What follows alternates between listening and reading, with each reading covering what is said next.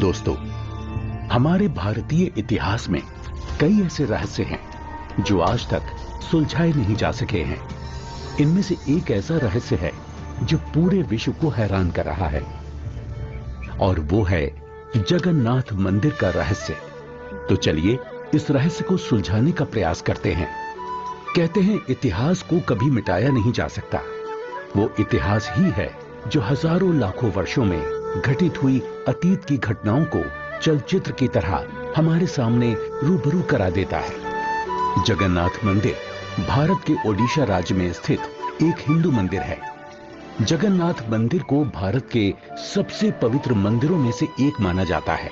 जगन्नाथ मंदिर के बारे में कई रहस्य हैं। एक रहस्य ये है कि मंदिर में स्थापित मूर्तियां अधूरी क्यों हैं? मंदिर का निर्माण कैसे हुआ? इस मंदिर में छुआछूत क्यों नहीं है? इन सभी रहस्यों को जानने के लिए देखते हैं सत्य घटनाओं पर आधारित ये 2D एनिमेशन वीडियो। ईश्वर की लीला अपरंपार है और स्वयं पूर्ण परमेश्वर इस मंदिर के निर्माण में किस प्रकार शामिल रहे हैं, ये बात आज तक आमजन के लिए रहस्य ही रखी गई। आइए उस सत्य से रूबरू होते हैं और जानते हैं आखिर कैसे बना उड़ीसा के तत्कालीन राजा इंद्रदमन, जो कि बहुत धार्मिक प्रवृत्ति के थे और श्री कृष्ण जी की इष्टतम रूप में पूजा किया करते थे। एक रात जब राजा इंद्रदमन आराम फरमा रहे थे, तब श्री कृष्ण जी उनके स्वप्न में आकर दर्शन देते हैं और उनसे कहते हैं,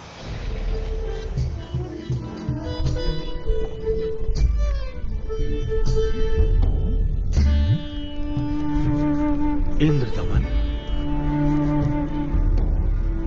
हे प्रभु, आप? हे इंद्रदमन, मेरी मृत्यु के उपरांत जिस संदूक में मेरी अस्थियां विसर्जित की गई थी, वो काष्ठ का संदूक पानी में बहता हुआ तेरे राज्य में पुरी में समुद्र किनारे आ लगा है। मैं चाहता हूं कि तुम मेरे आदेश से उस संदूक को उसी स्थान पर रखकर उसके ऊपर मंदिर यादगार रूप में बनवा दो, जिसका नाम जगन्नाथ होगा। और उस मंदिर में एक विप्र रख देना जो श्रद्धालुओं को पवित्र गीता के अनुसार ज्ञान प्रचार करेगा। याद रहे, इस मंदिर में ना तो कोई मूर्ति होनी चाहिए और ना ही कोई पाखंड। जैसा आपका आदेश महाराज।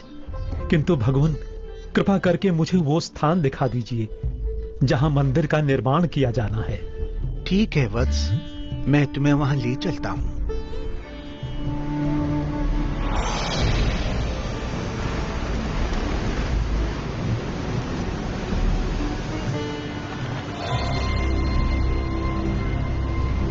इंद्रदमन, यही वह स्थान है जहां तुम्हें हमारा मंदिर बनाना है।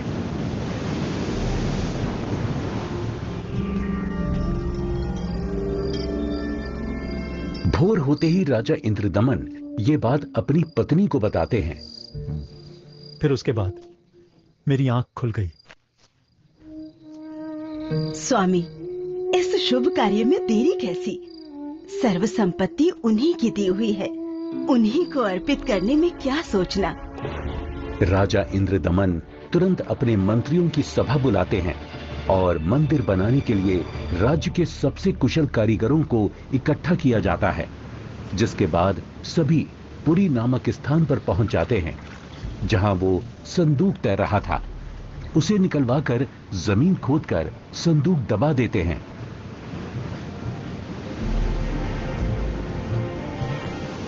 और देखते ही देखते उस संदूक के ऊपर मंदिर बनाने का काम शुरू हो जाता है।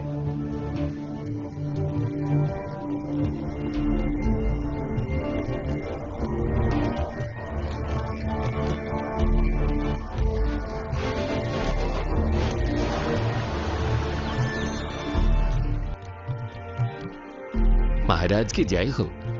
प्रभु श्री कृष्ण जी की दया से मंदिर बनकर तैयार है महाराज। राजन, बहुत सुंदर मंदिर बनकर तैयार हुआ है। सब श्री कृष्ण जी की कृपा। पीछे हट जाओ, पीछे हट जाओ सभी, चलो। समुद्री तूफान आ रहा है। समुद्री लहरें इतनी ऊपर उठकर हमारी तरफ आ रही हैं। लहरें बहुत तेज हैं।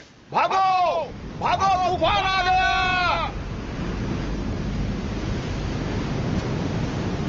राजन, ये लहरें तो बहुत ऊंची हैं।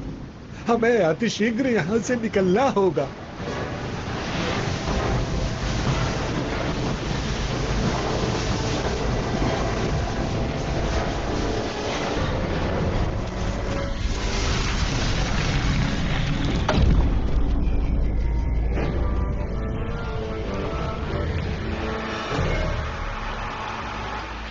हे भगवान, ये क्या अनर्थ हो गया।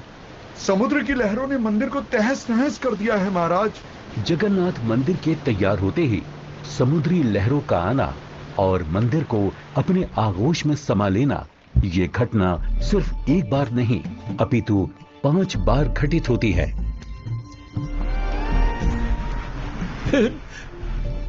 नहीं नहीं, ये नहीं हो सकता। अपने आप को संभालें राजन, हौसला रखें।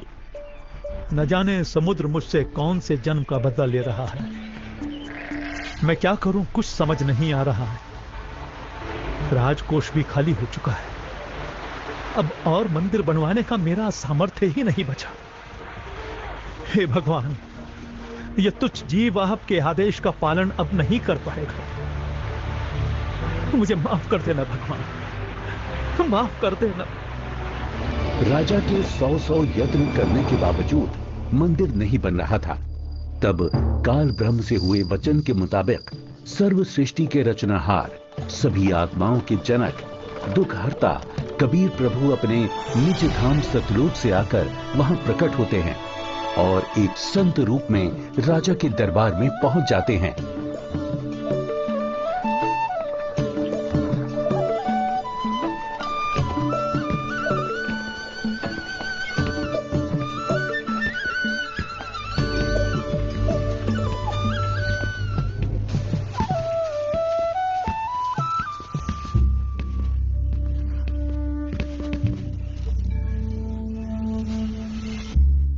प्रणाम महाराज। प्रणाम। क्या बात है राजन, कैसे उदास बैठे हो? हे महात्मा जी, परमात्मा कृष्ण जी के आदेश से समुद्र किनारे मंदिर का निर्माण करवाया था, किंतु समुद्र ने उसे तोड़ दिया। अब की बार समुद्र नहीं तोड़ेगा, आप मंदिर बनवाओ। क्षमा करें महाराज, मंदिर 5 बार बनवाया है, परंतु 5 बार समुद्र ने उसे तोड़ दिया है। कोई बात नहीं इंद्रदमन, यदि मन बने तो मेरे पास आ जाना। मैं यहीं पास में पहाड़ी पर रहता हूं, वहीं पर मेरी कुटी है।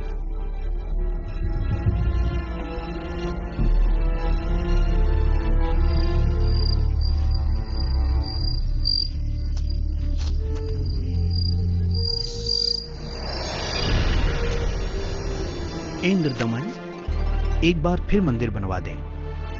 जो तेरे पास संत जी आए थे, तो उन्हीं से सहायता की याचना कर ले। वो कोई मामूली संत नहीं है इंद्रदमन, उनकी भक्ति शक्ति का कोई पार पार नहीं है।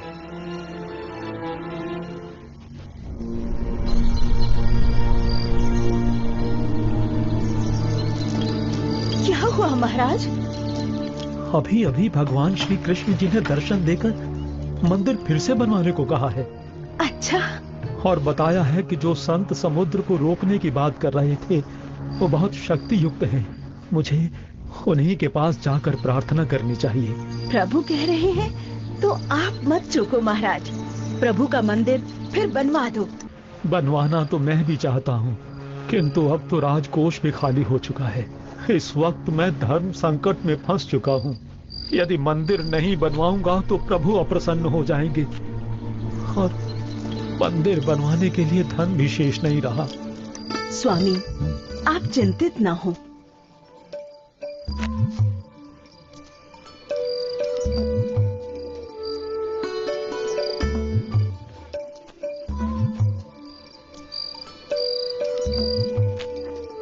मेरे पास आभूषणों की कोई कमी नहीं है। किंतु रानी, आपके आभूषण। अभी उसकी चिंता आप ना करें राजन। आपका और मेरा दुख एक ही है, दोनों ही है। आप संकट में हैं, मैं इन आभूषणों का क्या करूंगी? आप बस भगवान के आदेश के अनुसार मंदिर निर्माण का कार्य पुनः प्रारंभ करवाएं। स्वामी, ये आभूषण भी भगवान के ही दिए हुए हैं और भगवान के आदेश का पालन करने में इनका सहयोग लेना मैं अपना सौभाग्य समझूंगी। जी। सुबह उठते ही राजा इंद्रदमन अपने महामंत्री को बुलाकर भगवान श्री कृष्ण जी के आदेश के बारे में बताते हैं। आप जाइए और मंदिर कार्य पुनः प्रारंभ कराने की तैयारी करें।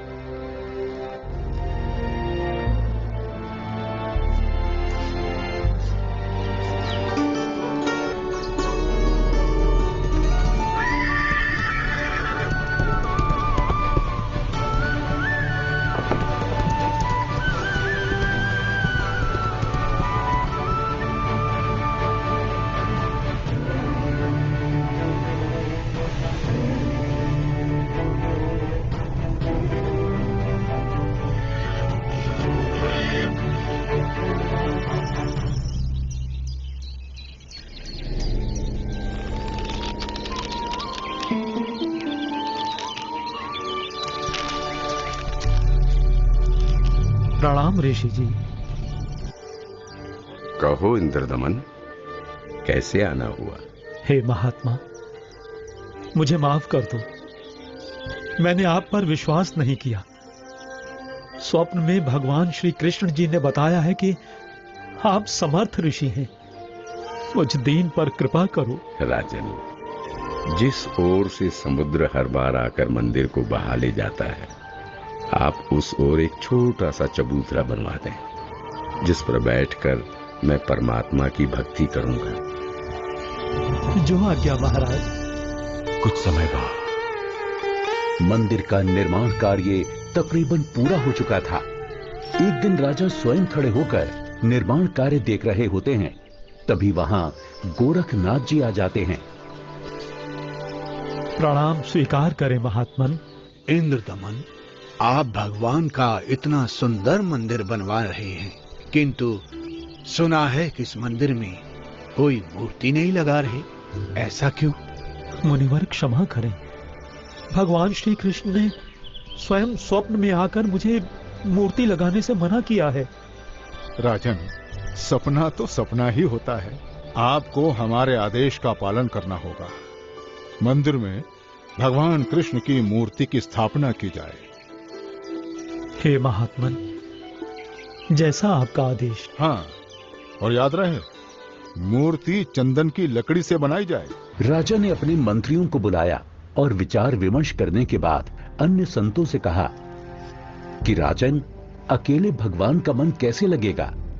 मंदिर में भगवान श्री कृष्ण जी के साथ साथ बलराम और सुभद्रा की मूर्ति भी स्थापित की जाए। राजा ने मूर्ति बनाने के लिए एक कुशल कारीगर ढूंढने की बात कही। मंत्रियों ने 3 कुशल कारीगरों को बुलाकर मूर्तियां बनवाना शुरू कर दिया। अब एक तरफ मंदिर तो दूसरी तरफ मूर्तियां बनाने का काम चल रहा होता है, किंतु कुछ समय बाद पता चलता है कि जिस तरह मंदिर बार बार टूट रहा था, अब इस प्रकार मूर्तियों के भी अपने आप टुकड़े टुकड़े होने लगते हैं। और ऐसा 3 बार होता है, जिसे देख राजा इंद्रदमन बहुत चिंतित हो जाते हैं, किंतु भगवान से भक्त का दुख देखा नहीं जाता। इसलिए एक दिन जब राजा अपने दरबार में बैठे होते हैं और पूरा दरबार बिल्कुल शांत होता है, सबके सब इसी चिंता में होते हैं कि करें तो क्या करें। तभी वहां पूर्ण परमात्मा कबीर देव एक वृद्ध कारीगर यानी शिल्पकार का रूप धारण करके प्रकट हो जाते हैं।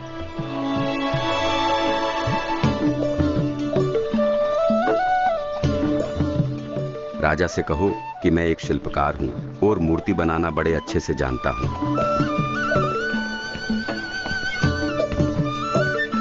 महाराज की जय हो।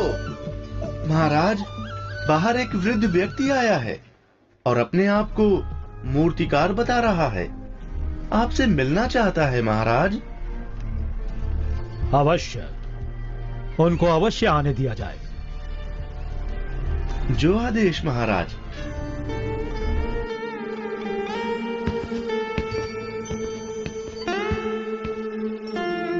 ये कारीगर तो बड़ा अनुभवी लगता है।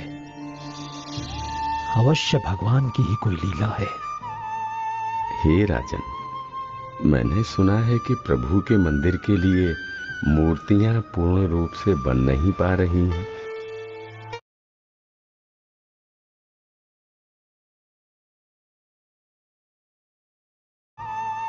हे राजन, मैंने सुना है कि प्रभु के मंदिर के लिए मूर्तियां पूर्ण रूप से बन नहीं पा रही हैं। जी, आपने बिल्कुल सही सुना है। मैं 80 वर्ष का वृद्ध हो चुका हूँ और मुझे 60 वर्ष का अनुभव है राजन। चंदन की लकड़ी की मूर्ति प्रत्येक कारीगर नहीं बना सकता। यदि आपकी आज्ञा हो तो सेवक उपस्थित है। हे कारीगर, आप मेरे लिए भगवान ही हैं, जो कारीगर बनकर आए लगते हो। कृपया आप शीघ्र अतिशीघ्र ही मूर्तियां बना दो। मूर्तियां तो मैं बना दूंगा, किंतु राजन, मेरी एक शर्त है। क्या शर्त है आपकी?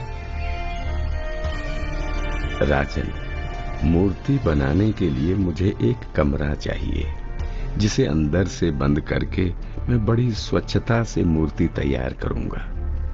और जब मूर्तियां तैयार हो जाएंगी तो मैं स्वयं दरवाजा खोलूंगा।